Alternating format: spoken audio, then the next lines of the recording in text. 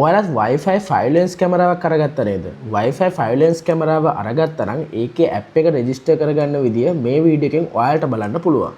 Hello යාළුවනේ, අද අපි මේ වීඩියෝ එකෙන් බලන්න යන්නේ FF Video Cam ඇප් එක කොහොමද ඔයාගේ මොබයිල් එකට ඩවුන්ලෝඩ් කරලා රෙජිස්ටර් වෙන්නේ කියලා බලන්න.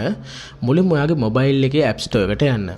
App Store එකට ගිහිල්ලා FF Video Cam කියලා සර්ච් කරගන්න. ඉතින් මම මෙන්න මේ විදිහට FF Video Cam කියලා මගේ App Store එකට ගිහලා මම සර්ච් කරා.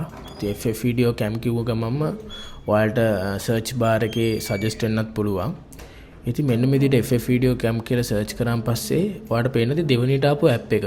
ඒක තමයි අපේ ඇප්ලිකේෂන් එක. ඒක අපි ඩවුන්ලෝඩ් කරගන්න ඕන මුලින්ම. ඉතින් FF Video ඇප් එක මෙන්න මේ විදිහට ඩවුන්ලෝඩ් වෙලා තියෙන මම ඒක ඕපන් කරගන්නවා. ඉතින් ඇප් එකේ ඉන්ටර්ෆේස් එක මෙන්න මේ වගේ තමයි එන්නේ. allow option තියෙනවා ඔක්කොම allow කරගන්න. ඉතින් මෙන්න මේ විදිහේ ඉන්ටර්ෆේස් එක තමයි ඔයාලට බලා ගන්න හම්බෙන්නේ. next කියන option එක දුන්නාන් පස්සේ ඔයාලට පේනවා ඇති account login sign up කියලා option එකක් තියෙනවා. ඒක touch කරගන්න. ඒක ටච් කරගන්න ඕනේ. ඒකෙන් තමයි අපි රෙජිස්ටර් වෙන්න ඕනේ. නැත්නම් ඔයාලට Apple ID එකෙන් රෙජිස්ටර් වෙන්නත් පුළුවන්. අර විදිය ගොඩක් ලේසි. login කියන එකට යන්න. login කියන එකට ගිහිල්ලා ඔයාගේ email address එක මෙතනට දෙන්න. ඉතින් මම මෙන්න මේ විදියට email එක type කරගන්නවා.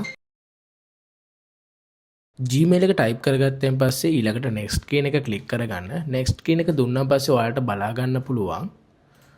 මෙන්න මේ විදියට interface එකක් එනවා.